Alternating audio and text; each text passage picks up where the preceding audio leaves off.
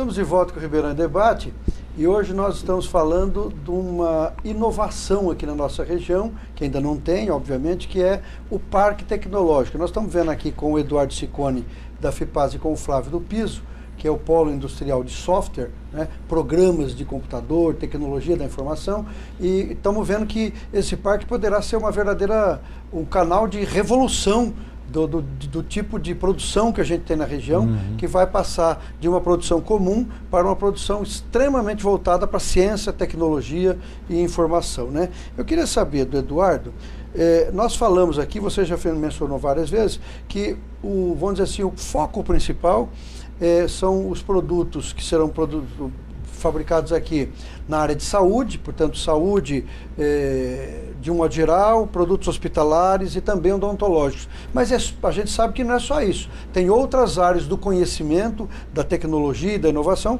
que estão sendo explorados no parque, né? Sim, a vocação, as áreas prioritárias que a gente chama prioritárias porque nós não estamos excluindo nenhum outro setor.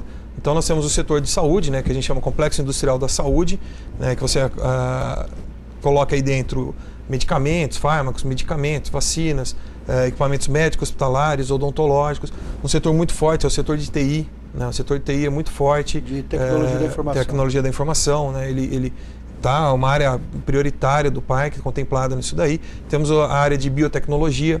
Ribeirão Preto ele tem uma quantidade de empresas significativa comparado ao estado e ao resto do país nesse setor de biotecnologia. Sobretudo por conta do agronegócio, que nós somos aqui o agronegócio, o centro do agronegócio, né? Isso, e inclusive o agronegócio também é uma área prioritária aí do Parque Tecnológico, né?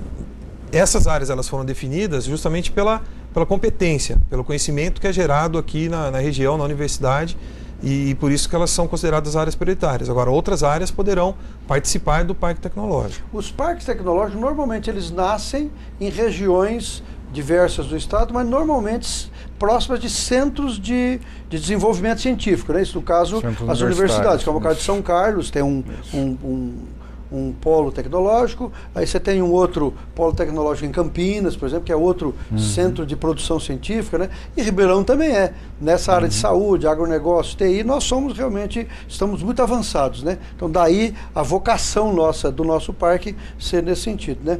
Isso. Ô Flávio, me conta uma coisa, como é que está a questão, nós falamos dos cursos, da preparação da mão de obra, se você disse que no caso da tecnologia de informação, no caso do desenvolvimento de software, nós temos talvez um índice de desemprego menor do que o índice histórico. O Brasil nunca teve um desemprego tão pequeno como hoje, em torno de 5,9%, 6%.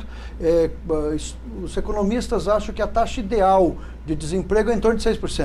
Porque é justamente como você falou. Isso. Às vezes a pessoa não está desempregada porque falta emprego, é porque ela saiu de uma empresa, está entrando numa outra, às vezes até convite mesmo, ela está deixando a empresa, preparando papéis, exame admissional para uma outra. Nesse período ele está desempregado. Então a estatística pega um pouquinho. Então nós estamos muito bem. Você disse que no caso da sua área, a área de software e tecnologia da informação, nós temos uma vantagem ainda maior. Temos desemprego ainda menor, quer dizer, a pessoa não consegue ficar desempregada, né? Os salários refletem isso? Ou seja, nessa sua área, se ganha mais? Olha, se ganha bem, eu diria, né? Mas aí, o que acontece com a nossa área, né? A própria aqui, a indústria de software local de Ribeirão Preto, a gente tem uma taxa de crescimento média ano a ano aí de 20%. Então, isso é uma taxa bem acima do PIB, do crescimento econômico de uma forma geral, né? Do crescimento da população e de outros índices. Qual é aí a taxa hoje? Em torno de 20% ao ano. 20%. Quer dizer, o Brasil está crescendo esse ano em torno de 3%. 3,5%, 3%. E essa área está crescendo 20%, né? Está né? explodindo, né? Então, você vê, lógico que isso são médias, né? Média tem todo o seu contexto. Então, isso gera uma demanda crescente, cada vez maior, né? E começa a se refletir. O movimento disso, lógico, é de encarecimento do custo de mão de obra. E aí fica o desafio das empresas de se manter competitivas, né? Porque esse é um custo. Numa empresa de software, assim, o custo de mão de obra representa cerca de 70% a 80% do custo dela, né? Então, é um dado importante, é um dado que vem crescendo e a gente precisa tomar algumas medidas de trazer mais formação de mão de obra. E nesse sentido, iniciativas como o FATEC e como outras são muito bem-vindas, né? Porque contribui para aumentar a oferta, assim como procurar fazer alguns deslocamentos profissionais de áreas, às vezes, que não estão tão demandadas assim, para uma outra formação.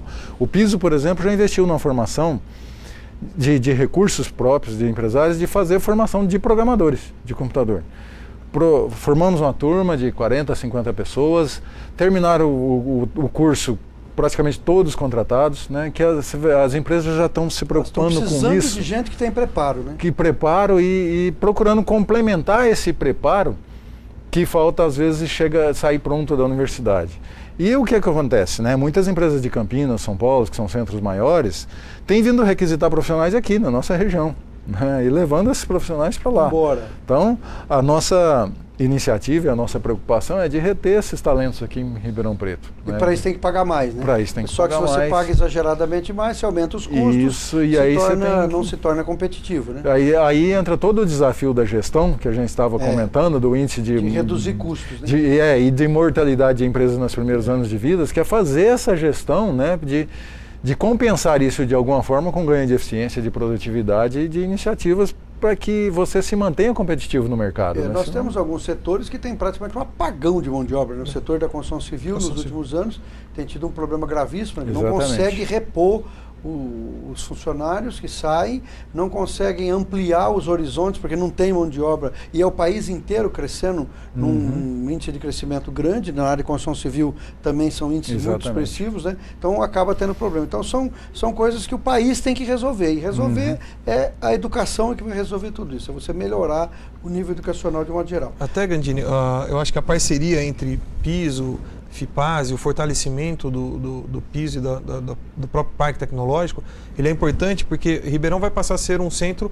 atrator não só de empresas, mas de mão de obra capacitada. Né? Você começa a reverter esse fluxo que hoje é de saída de Ribeirão para Campinas ou outras cidades que acabam levando nossa mão de obra, para que essas pessoas acabam terminando sua graduação, falando, olha, eu vou para Ribeirão Preto, porque lá tem um polo, lá tem um parque tecnológico, né, tem o polo da indústria do software, eu vou me instalar lá, eu vou trabalhar numa dessas empresas. Nós temos feito algumas ações aqui que para trazer esse reconhecimento. Eu não sei se vocês têm essa informação, mas Ribeirão Preto tem mais empresas certificadas em processo de qualidade de software do que Campinas e São Paulo.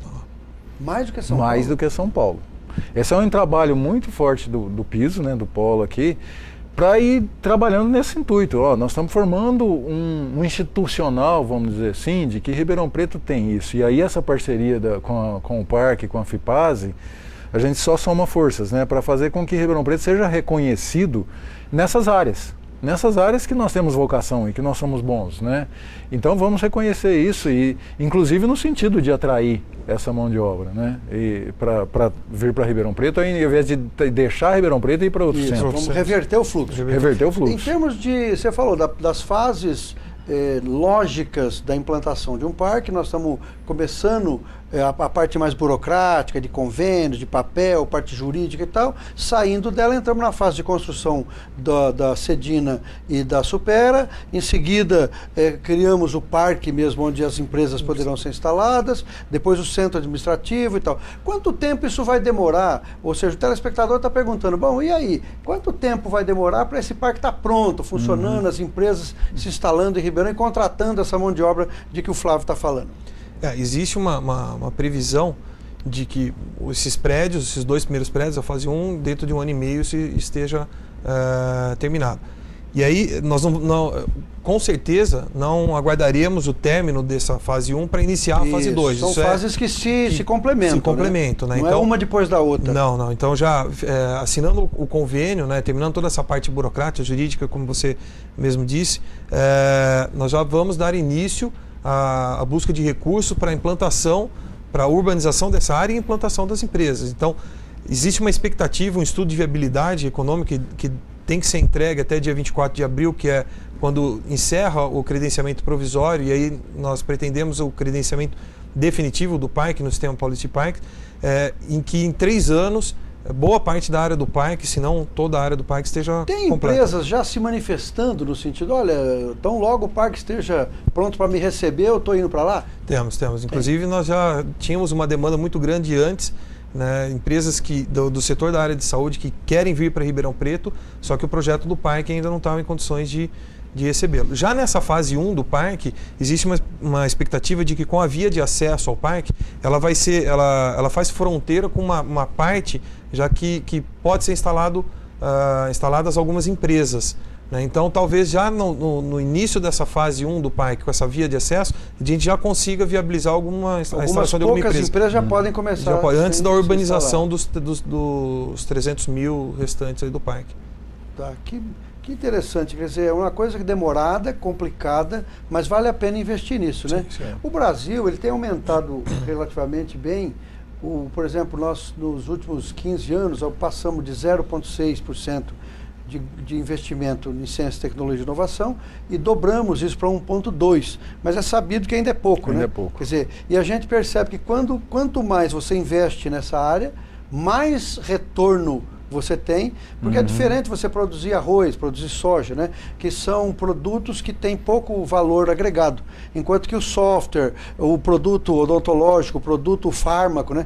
Demora anos para ser desenvolvido, mas na hora que surge uma vacina, ela pode ser vendida para o mundo inteiro, bilhões de dólares serão canalizados para o Brasil e muitos bilhões para a nossa região, né? Então, na verdade, é preciso investir pesadamente no desenvolvimento da ciência e tecnologia, né? Fala-se que o ideal seria em torno de 2%, e o Brasil está caminhando para 1,8% nos próximos anos, já é. E esse parque, ainda que ele não seja um reflexo exato dessa visão de que tem que investir, ele passa a ser, e até uma maneira de atrair novos investimentos, né? Porque uma característica interessante do Brasil, e a gente pode encerrar debatendo isso, o Brasil tem uma parceria muito pequena entre empresa e produção científica. As universidades não são muito linkadas com as empresas, né? E isso nos causa algum problema, né? A gente tem um tempinho muito pequenininho, mas é só para considerações finais, eu queria que vocês terminassem falando um pouco disso. Eu acho extremamente importante esse crescimento de investimento no setor de ciência e tecnologia. A gente pode pegar outros países como Coreia, China, Estados Unidos, em que você consegue ver o aumento do crescimento e o crescimento do produto interno bruto deles, do PIB, ele passa a ser exponencial. Né? Então, é extremamente importante. Hoje, o atual ministro de Ciência e Tecnologia, o Raupp, ele vem do Parque Tecnológico de São José dos Campos. Então, a gente tem uma expectativa de que ele direcione, canalize recursos para essa área. Ele é do ramo. Ele é do ramo. E a transferência de tecnologia, universidade, empresa, apesar que o Brasil ainda é incipiente com relação a esse assunto, mas isso vem mudando com a lei da inovação, né, isso vem sendo transformado, vem crescendo ano após ano. Essa simbiose está acontecendo, Fábio? E eu acho que ela é facilitada por esses movimentos, um movimento como o parque e tal, porque além do recurso ser pouco, ainda acontece o seguinte, ele muitas vezes é inacessível. Né? Existe recurso, existe editais para colocar um pesquisador da empresa com uma bolsa paga pelo Ministério de Ciência e Tecnologia, por exemplo, mas as empresas às vezes não conseguem acesso a isso ou pela desinformação ou pelo preparo em elaborar um projeto para tal. Né? Então acho que um movimento como a FIPASE, né? Ainda hoje estava conversando com o Dalton, com o pessoal da FIPASE, e também do parque, é um apoio muito forte nisso, em fazer esse estreitamento. E se no âmbito geral do país o nosso investimento é pouco, pelo menos naquelas localidades onde tem um parque tecnológico que é atuante, que é firme, maior, ali nós temos um investimento maior, né? Um direcionamento maior de recursos para isso. E aí eu acho que a nossa região aqui como um todo acaba sendo muito beneficiada e favorecida por isso. Privilegiada até, né? Exatamente. Nosso tempo infelizmente terminou. A gente gostaria de continuar debatendo com vocês. Esse é um primeiro debate sobre o Parque Tecnológico, mas certamente o Polo e a FIPASE estarão aqui muitas vezes nos nossos debates, porque é uma coisa que a gente pretende que evolua muito e a gente vai debater. Então agradeço muito ao Eduardo e ao Flávio a gentileza de terem deixado seus afazeres e virem aqui. E eu te lembro aí que você pode participar do nosso sorteio de 2 livros hoje, Estátua Sem Praça e também o Tapete de Silêncio do Menalton Brave, tá bom? Eu já volto num segundinho.